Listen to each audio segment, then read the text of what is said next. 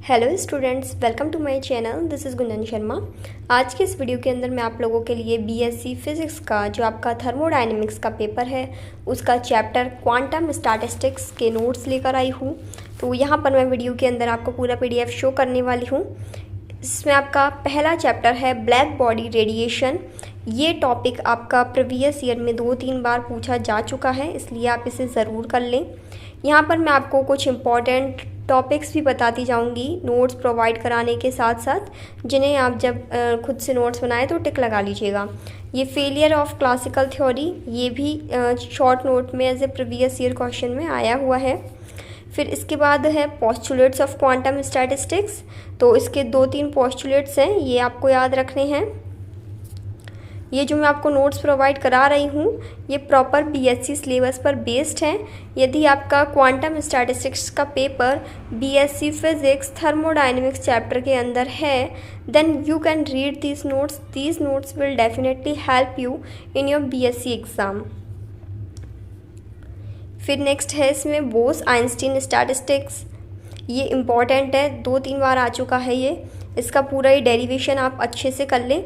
देखिए इसके अंदर मोस्टली टॉपिक्स में डेरिवेशंस हैं, तो मैं आप सभी को यही सजेस्ट करूँगी कि डेरिवेशंस आप लिख कर बिना देखे प्रैक्टिस करें, तभी वो डेरिवेशन आपके हाथ को याद होगा। डेरिवेशन ऐसा नहीं कि आपने नोट से पढ़ा और काम चल गया। डेरिवेशन को लिख कर प्रैक्टिस करना बहुत ज़रूरी है, तभी वो आपको एग्ज़ाम में लिखने लायक बिना देखे याद हो पाएगा।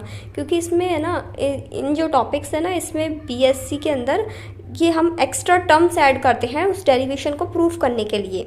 ऐसा नहीं है कि डायरेक्ट कोई एक लाइन उठाई और उसी से डेरिवेशन चला जा रहा है।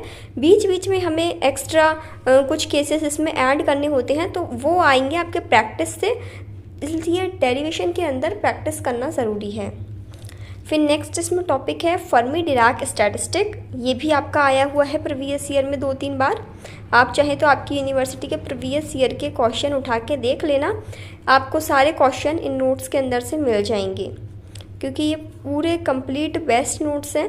इन नोट्स को पढ़ लेना प्लस प्रीवियस ईयर के क्वेश्चन देख लेना। सिर्फ 2-3 कुछ ऐसे क्वेश्चंस होते हैं जो कि इन नोट्स के बाहर से आ जाते हैं, वरना आपका 70-80% पेपर पूरा इन नोट्स के अंदर से ही आ जाता है। फिर है इसमें केस बनता है फॉर बोस आइंस्टीन स्टैटिस्टिक्स। जो आपने ऊपर टॉपिक पढ़ा था ना फर्मी वाला, उसी के अंदर केस बनते हैं। तो ये पर्टिकुलर केस भी आपसे पूछ लेता है। इस हिसाब से मैं आपको यहाँ पर पूरा पीडीएफ शो कर रही हूँ। आप एक पेज का यहाँ से स्क्रीनशॉट ले सकते हैं। इसके अलावा पीडीएफ भी मैं आपको डिस्क्रिप्शन बॉक्स में प्रोवाइड करा दूँगी, तो वहाँ से भी आप डाउनलोड करना चाहें तो कर सकते हैं। फिर नेक्स्ट इसमें टॉपिक है कॉन्टैक्ट पोटेंशियल। वैसे तो मैंने इजी लैंग्वेज में ही ये नोट्स बनाए हुए हैं, आपको समझ में आ जाने चाहिए। लेकिन फिर भी यदि कोई टॉपिक आपको समझ में नहीं आता है तो पहले आप उसको यूट्यूब पर सर्च करके समझिए, उस टॉपिक का लेक्चर देखिए, और फिर मैंने जो ये नोट्स प्रोवाइड करे हैं इनकी लैंग्वेज को पढ़िए, ताकि वो टर्म्स आपके क्लियर हो जाएं और जब आप नोट्स पढ़ें तो आपको एक बार में ही समझ में आ जाएं। पहले लेक्चर देख लो, फिर ये मेरे नोट्स पढ़ लो, आपके लिए एनफ है।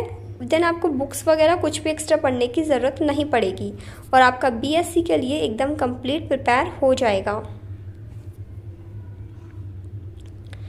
यदि आपको यहाँ पर स्क्रीन पे वर्ड्स क्लियर ना दिखें तो वीडियो का रेजोल्यूशन हाई कर लेना, ताकि आपको वर्ड्स अच्छे से दिख जाएं, एक वर्ड, और आप अच्छे से यहाँ से स्क्रीनशॉट ले पाएँ। नेक्स्ट टॉपिक है इसमें स्पेसिफिक हीट ऑफ मेटल्स। ये इसकी पहले थ्योरी है, देन इसका ये डेरिवेशन है। ये डेरिवेशन के साथ इसका ग्राफ भी है, और ग्राफ आपको ज़रूर बनाना है। जिस भी टॉपिक के अंदर आपका कोई डायग्राम, कोई भी ग्राफ आए तो उसको आपको बिल्कुल भी छोड़ना नहीं है, वो कंपलसरी है। उसी के बेसिस पर आपको मार्क्स मिलते हैं। और यदि आपने पूरी थ्योरी लिख दी, पूरा डेरिवेशन कर दिया, लेकिन उसका ग्राफ नहीं बनाया, तो आपके मार्क्स कट जाते हैं। इसलिए ये इम्पॉर्टेंट है, ध्यान रखिएगा। फिर नेक्स्ट आपका ये टॉपिक भी इम्पॉर्टेंट है, nuclear spin statistics, ortho and para hydrogen. ये आपका बड़े मार्क्स में आता है, डायरेक्ट लॉन्ग आंसर्स में।